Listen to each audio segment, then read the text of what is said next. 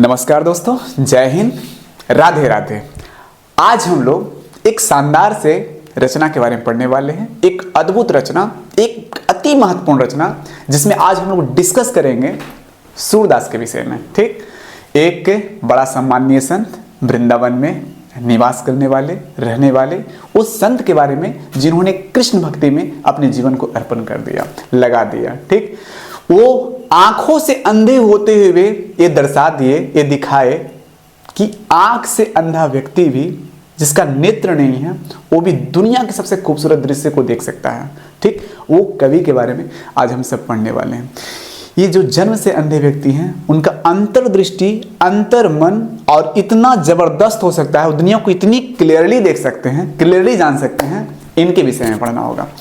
तो चलिए शुरू करते हैं सूरदास के पद के बारे में। आप लोग अपने किताब को निकाल लीजिएगा, किताब के साथ साथ चलेंगे। बाद बाकी मैं कुछ बातें बोर्ड पर मेंशन करता जाऊंगा, बताता जाऊंगा, और आप लोग एक एक करके देखते जाइएगा आराम से किताब में, क्रमानुसार से। ठीक, तो यहाँ पे इसमें कवि जो हैं वो कौन है? सूरदास हैं। ठीक, सूरदास का जन्म 1478 ईस्वी में हुआ था, 1478। ठीक, जबकि इनका निधन कब हुआ था? 1583 में, 1583। ठीक, जन्म स्थान आप देख रहे हैं जैसा कि सीही नामक स्थान पर, गांव का नाम सीही था। ये दिल्ली के फरीदाबाद का एक एरिया, हरियाणा से सटा हुआ, वहीं पर आसपास में स्थित, तो वहाँ इनका जन्म हुआ था। लेकिन वो नहीं रह पाए थे सीही नामक स्थान पे, बल्कि वो अस्थायी निवास के तौर पे वो वृंदावन रहने लगे थे। वृंदावन की जगह में, जहाँ एक जगह था जिसका नाम था गौ घाट, यमुना के किनारे एक तट था जिसका नाम था गौ घाट, तो गौ घाट के पास ये रहते थे। वहीं पर एक श्रीनाथ जी का मंदिर है, आज भी है, आप भी जाके दर्शन कर सकते हैं, समझ सकते हैं, देख सकते हैं। उस श्रीनाथ जी के मंदिर में ये रहा करते थे और अस्थायी तौर पे भजन गाया करते थे। कौन? सूरदास। ठीक, इनकी शिक्षा कैसे हुई? स्वाध्याय। सबसे पहली जो प्रारंभिक शिक्षा हुई स्वाध्याय के द्वारा। कुछ ऐसे महात्मा होते हैं, ऐसे विरले संत होते हैं जो स्वाभाविक तौर पर बचपन से ही कुछ जानने के लिए एक तीव्र जिज्ञासा के साथ जन्म लेते हैं। ये व्यक्ति वही है, एक कृपा भगवान का होता है कई जगह पे। स्वाध्याय के द्वारा पढ़ने में इनकी गहन रुचि थी, अध्ययन करने में। ये स्वाध्याय के तहत बहुत सारी चीज़ों का ज्ञान अर्जन करते रहे स्टार्टिंग टाइम में। सत्संग के द्वारा लोग इससे अच्छा तरीका से एसोसिएशन किए, जुड़े, तो उनके माध्यम से ज्ञान अर्जन किए, और इन्हीं चीज़ों की वजह से ज्ञान अर्जन भी होता है। जैसा कि आप जानते हैं, एक अच्छा किसी न किसी का साथ या फिर सेल्फ स्टडी, इसके माध्यम से। अभिरुचि, इनका इंटरेस्ट किस चीज़ में था, क्या क्या करना चाहते थे, क्या क्या चाहते थे? तो पर्यटन खूब करते थे, घूमने का शौकीन थे, जबरदस्त व्यक्ति थे, घूमना चाहते थे, दुनिया जानना चाहते थे। इसलिए नहीं कि मतलब कि देखना है बस, इसलिए बस जाना है, चलते जाना है, चलते जाना है, क्या नाम जीवन है। ठीक, रुकना नहीं है, ये पूरा जीवन एक यात्रा है, तय करते चलना है। ठीक, ये कवि पर्यटन में काफ़ी ज़्यादा रुचि रखते थे, सत्संग में इनकी रुचि थी। कृष्ण भक्ति तो कहना ही क्या, बचपन के बाल रूप को इन्होंने बहुत ही गहनता से, बहुत ही संजीदगी से, पूरे दिलो जान से बचपन के वो बाल कृष्ण को देखा, समझा, जाना। ठीक, उनके बारे में विचार किया।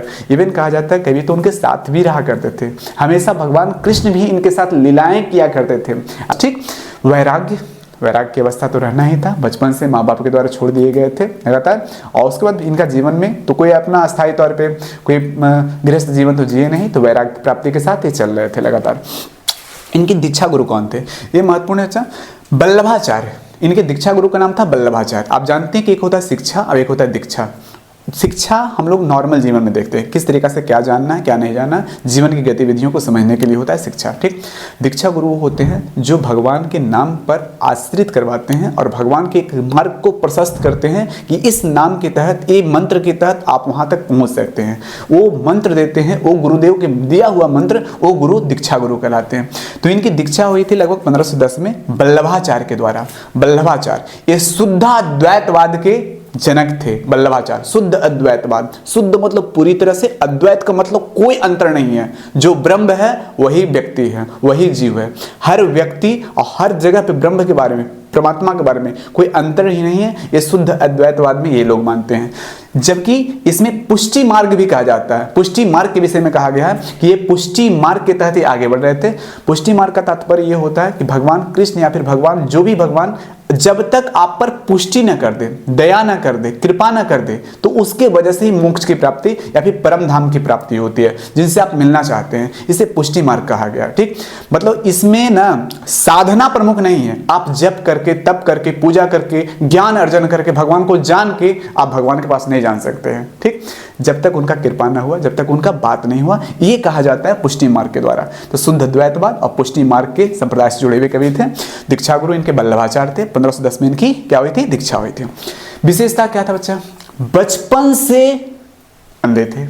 ठीक, जन्मांध थे, जन्म से ही अंधे थे कवि। ठीक, मृदुभाषी थे, सौम्य स्वभाव। ऐसा अक्सर महात्माओं में देखा जाता है, खास करके विशेष करके राधा रानी और कृष्ण भगवान के भक्तों में तो ये गुण अक्सर देखने को मिलता है। ठीक, मृदुभाषी होते हैं, निरभिमानी, अभिमान नाम का कोई शब्द नहीं इनके पास होता है, भावुक थे, इमोशनल टाइप का। ठीक, नाम से थोड़ी सी दिक्कत, आंसू बहाना, लेकिन इनकी आंसू एक साधारण आंसू नहीं होती थी, बल्कि दैवी प्रेम से उबड़ी हुई आंसू होती थी। ये सांसारिकता के लिए नहीं कि हमको कष्ट हो गया, मेरे आंख क्यों नहीं है, हम जन्म से अंधे क्यों हैं, इस बात के लिए नहीं रोया करते थे। ये भगवान के प्रेम में, भगवान के लिए रोया करते थे। और ये आंसू साधारण नहीं होगा, आप समझ सकते हैं चीजों को। ठीक, काफी विनम्र थे, हम्बल स्वभाव के थे ये व्यक्ति। ठीक, इनका कृतियां क्या है बाबू? सूर सागर, क्या बोलेगा? सूर सागर। सूर सागर इनकी कृति है, जो इनकी अमर रचना है, जबरदस्त रचना है। कृष्ण की बाल लीलाओं का क्या जबरदस्त वर्णन किया है इन्होंने, एक एक चीज का। इनकी सबसे अमर कृति का नाम है सूर सागर। साहित्य लहरी एक शानदार कृति, जिसमें ज्ञान दिया गया है, जिसमें रस के बारे में चर्चा किया गया है, जिसमें साहित्य की विधाओं की चर्चा किया गया है। क्या क्या विधाएं हो सकती है, क्या क्या तरीके हो सकते हैं साहित्य में, अंग हो सकते हैं। साहित्य लहरी राधा रस के लिए, श्री राधा के बारे में। जबकि सुर सरावली, इसमें भी जिक्र करते हैं कई सारी बातों का, भक्ति के गूढ़ रहस्यों का, जीवन के सत्यों का ये जिक्र करते हैं सुर सरावली में। इनकी कई सारी रचनाएं थी, जिसमें सबसे प्रमुख कृति यदि आपको एक याद रखना है तो सुर सागर आप ध्यान लगा सकते हैं। लिखते समय कई सारी बातों का ध्यान दीजिएगा। सुर सागर, साहित्य लहरी, राधा रस के लिए और सुर सरावली। इनको कवियों का सूरी कहा गया है, कवियों में सूरी कहा गया है। किन्हें? सूरदास को। ठीक, सूरदास, सूरी, ऐसे तो नाम पर आप लोग याद कर लीजिएगा परमानेंट के लिए। कभी कभी ऑब्जेक्टिव आते रहता है कि कवियों का सूरी किसे कहा जाता है, तो आप लगा लीजिएगा आराम से। सूरी सूरदास, सूरी सूरदास, कवियों का सूरी इन्हें कहा गया है। ठीक, ये इतनी प्रतिभाशाली। अष्टछाप के एक प्रमुख कवि थे। अष्टछाप क्या होता है? आपसे ये भी ऑब्जेक्टिव पूछा जाता है कि अष्टछाप के प्रमुख कवियों में से सबसे पहला नाम क्या? तो बोलिएगा सूरदास के बारे में। जब आप लेखन शैली कर रहे हो, लिख रहे हो, तो उस समय भी ये बात को ध्यान देना है कि सूरदास एक अष्टछाप के प्रमुख कवि हैं। और अष्टछाप यदि पूछे क्या, तो आप कहिएगा कि वल्लभाचार्य के जो 8 शिष्य थे, वो 8 शिष्यों में सभी सर्वश्रेष्ठ थे। और सभी सर्वश्रेष्ठ शिष्यों में से जो सबसे बेस्ट और जो बाहर नाम आया, जो जगत प्रसिद्ध हुआ, वो व्यक्ति का नाम था सूरदास। ठीक, तो अष्टछाप में से कवियों में से एक थे हमारे कौन?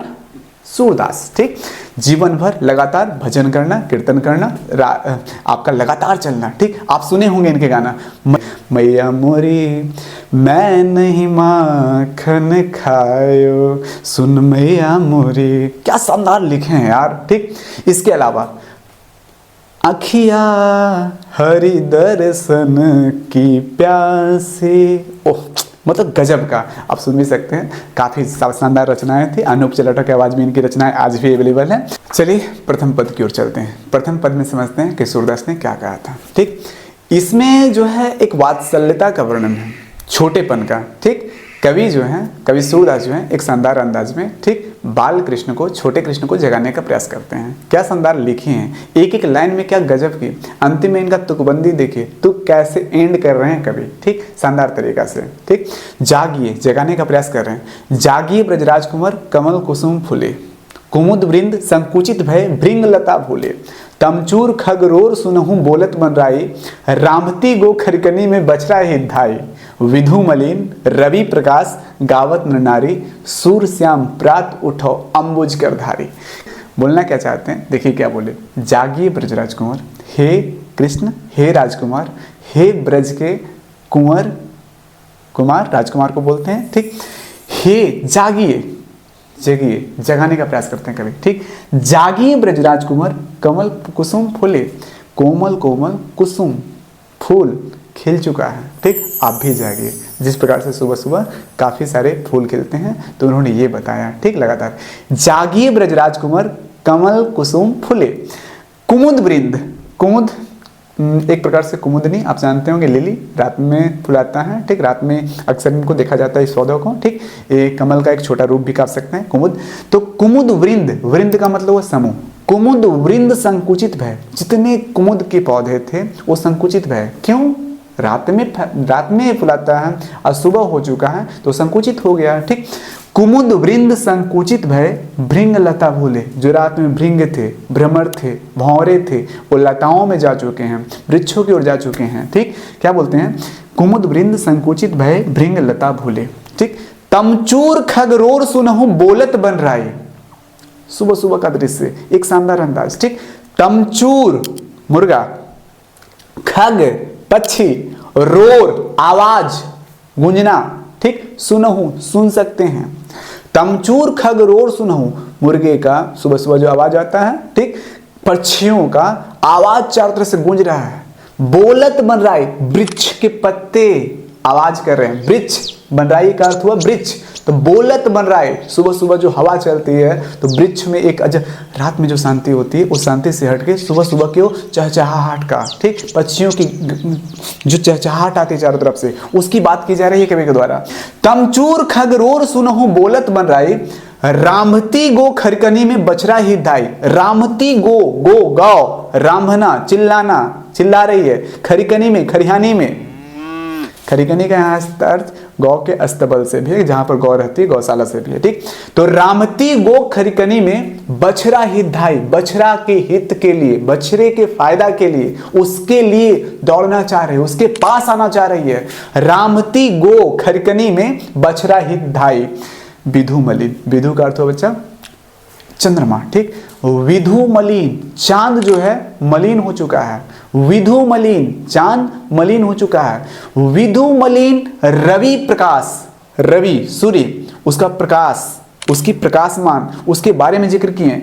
विधु मलिन रवि प्रकाश, रात का चांद मलिन हो चुका है, जा रहा है। सुबह रवि सूर्य प्रकाशित हो रहा है, उग रहा है, सूर्योदय हो रहा है। ठीक, विधु मलिन रवि प्रकाश गावत नर नारी। वृंदावन में करना क्या है? ठीक, वृंदावन के स्थान या फिर उन जगह पे, वो ब्रज में, ठीक, लगातार प्रत्येक दिन बस सुबह सुबह भजन कीर्तन, चारों तरफ से राधे राधे, हरे कृष्णा हर गली में। ठीक, तो यहां पर क्या बोलते हैं? विधु मलिन रवि प्रकाश गावत नर नारी। हर एरिया में नर नारियों का झुंड दिखाई दे रहा है, गा रहे हैं, जग गए हैं। आप कब जागोगे? हे सूर श्याम, सूरदास के श्याम, मेरे श्याम, हे सूर श्याम प्रात उठो, उठ जाइए।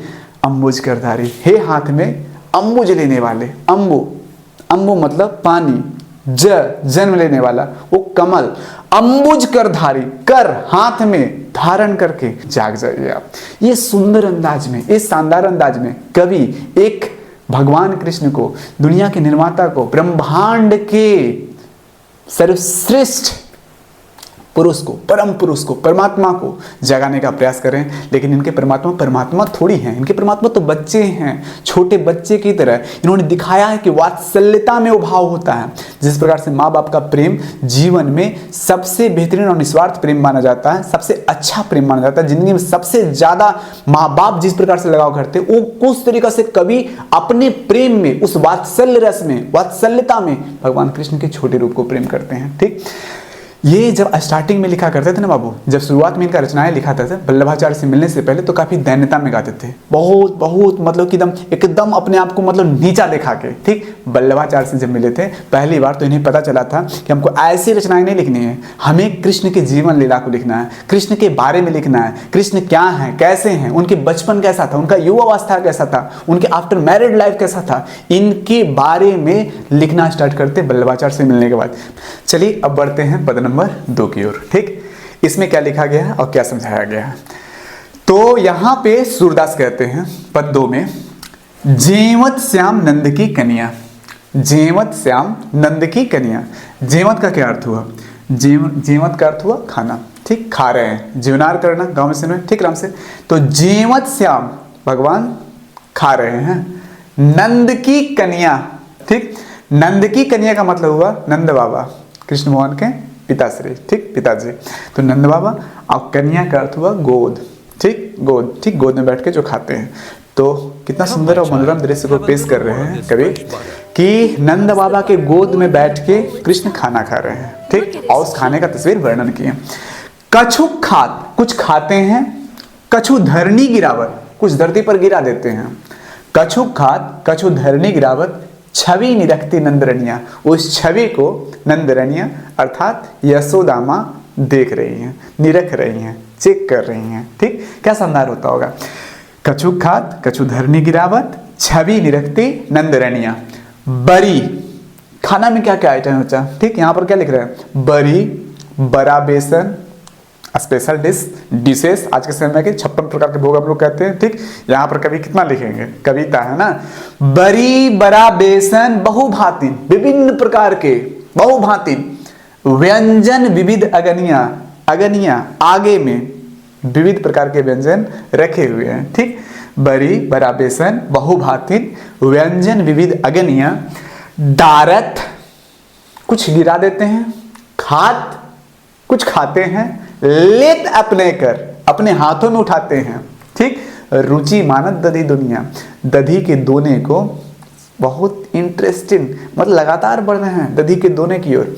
कृष्ण भगवान को तो ऐसे ही बाल गोपाल को दूध दही ज़्यादा पसंद था। ठीक, तो लगातार इनकी हाथें जो अपने आप बढ़ जा रही है, किधर बढ़ रही है? दधी के दोने की ओर, माखन की ओर, इन चीज़ों की ओर। दारत, खात, लेत, अपने कर, कर मतलब हाथ, अपने हाथ में उठाते हैं। रुचि मानत दधी दुनिया, दधी मतलब दही, दही के दोने को रुचि, इंटरेस्टिंग मान रहे हैं। मिश्री, दधी माखन मिश्रित करी। ठीक, मुख नावत छवि धनिया, मिश्री को, दधी को, मक्खन को सब मिला दिए हैं। जैसे तैसे वचन कैसे खाता है, किस तरीका से, जस्ट उसी अंदाज में। क्या लीला कर रहे हैं कृष्ण, छोटे बच्चे। ठीक, लीलाधर, जबरदस्त लीला करने में लगे हुए हैं। दारत, खात, लेत, अपने कर, गिराते हैं, खाते हैं, अपने हाथों में उठाते हैं। रुचि मानत दधी दुनिया, मिश्रित दधी माखन मिश्रित करी, सबको मिला दिए हैं। मुख नावत छवि धनिया, और जो मुख में लेते हैं, खाते हैं, वो छवि धन्य है। उस छवि की कल्पना कर रहे हैं सूरदास और लिख रहे हैं। वो छवि क्या ही बताएं हम, धन्य छवि। एक छोटा कृष्ण जिनके हाथ में पूरे ब्रह्मांड हैं, वो व्यक्ति आज इस तरीका से बच्चे की तरह भोजन कर रहा है। अजीब। आपुन खात नंदमुख नावत, सो छवि कहत न बनिया, खुद खाते हैं, नंद बाबा के मुख में खिलाते हैं। आप भी खाइए, हम अकेले थोड़ी खाएंगे। बच्चा कैसे कुछ खा के, लीजिए आप भी लीजिए, मुंह में धरा देता है। ठीक, आपुन खात नंदमुख नावत, सो छवि कहत न बनिया। सूरदास ये कह रहे हैं कि वो छवि को हम कैसे बयां करें, जिस अनुभव को एक्सपीरियंस कर रहे हैं हम कैसे कहें कितना अच्छा है वो। जैसे किसी ने किसी से पूछा, बताओ एक सुंदर मिठाई खाया, कहा कि बताओ कितना मीठा लगा, कितना अच्छा लगा। तो बोलेगा अच्छा लगा, बोलेगा कितना, कैसे, कैसे बयान करेगा कि कितना अच्छा लगा। यही बात है, ये जो फील कर रहे हैं सूरदास, जो लिख रहे हैं, वो कह रहे हैं सो छवि कहत न बनिया। कैसे कहें आपको, किस तरीका से उस प्रेम को वो ही जान सकते हैं, वो ही अनुभव कर सकते हैं जिन्होंने देखा। गूंगे के गुड़ के समान बताए थे कबीरदास। एक थे कबीरदास, सिंपल सी इसको गूंगे के गुड़ के समान कहते थे। कहते प्रभु जो भक्ति है, आनंद है, वो गूंगे के गुड़ के समान है। खाया वही जानता है कितना मीठा। कैसे बताएंगे कितना मीठा, बस बोलेंगे मीठा, इतना मीठा कैसे। आपुन खात नंदमुख नावत, सो छवि कहत न बनिया। हम असहज हैं इस बात को बोलने में, कहने में। सूरदास ने लिखा, जो रस, जो आनंद नंद जसोदा बिलसत, नंद बाबा को अम्मा यशोदा को मिल रहा है, सो नहीं तिहु भुवनिया, वो तीनों भुवन में, त्रिभुवन में कहीं नहीं है, पूरे लोक में, पूरे ब्रह्मांड में कहीं नहीं। वो माँ, वो बाप भगवान कृष्ण को जो पुत्र स्वरूप प्राप्त किए हैं, वो आनंद, वो रस, जो नजदीक से अपनी आंखों से लीला करते हुए देख रहे हैं भगवान को, क्या वो अद्भुत नहीं होगा, क्या वो शानदार नहीं होगा। जो रस, जो आनंद, रस का तात्पर्य आनंद, जो रस नंद जसोदा बिलसत, सो नहीं तिहु भुवनिया। भोजन करी नंद अचमन लीनो, भोजन करके नंद बाबा हाथ धुला रहे हैं। अचमन का मतलब वो हाथ धोना। भोजन करी नंद अचमन लीनो, मांगत सूर जूठनिया। जूठन मांग रहे हैं सूरदास, कह रहे हैं कि भाई हमको भी, भगवान हमको भी, हम भी हैं इधर। मांगत सूर जूठनिया, कुछ जूठन हमें भी अवेलेबल है।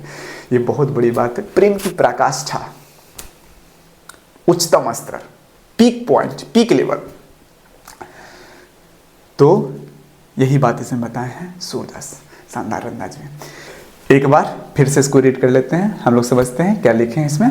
जेमत श्याम नंद की कन्या, कछु खात कछु धरनी गिरावत, छवि निरखती नंदरनिया। ठीक, बरी बरा बेसन बहुभातिन, व्यंजन विविध अगनिया, डारत खात लेत अपने कर, रुचि मानत दधी दुनिया। मिश्री दधी माखन मिश्रित करे, मुख नावत छवि धनिया। आपुन खात नंदमुख नावत, सो छवि कहत न बनिया। जो रस नंद जसोदा बिलसत, सो नहीं तिहु भुवनिया। भोजन करी नंद अचमन लिन्हो, मांगत सुर जुठनिया। ठीक, तो ये अद्भुत सा रचना था इनका, कवि का, और जिसमें इन्होंने बड़े प्रगाढ़ तरीके से प्रेम के वात्सल्य स्वरूप का वर्णन किया था। प्रेम कई रूपों में पाया जाता है बच्चा। ठीक, जिसमें से इन्होंने जो प्रेम का वर्णन किया वो उच्चतम भगवान श्री कृष्ण के प्रेम में ये लिखे कवि। ठीक, तो ये चैप्टर फाइनली हम लोग फिनिश कर चुके हैं। टेलीग्राम चैनल पे लिंक है, वीडियो में भी अवेलेबल होगा। आप लाइक सब्सक्राइब और शेयर जरूर किया कीजिएगा। शेयरिंग इज केयरिंग, उन लोगों तक जरूर पहुंचाइएगा जिन्हें इनकी ज़रूरत है। थैंक यू वेरी मच बच्चा, बाय बाय।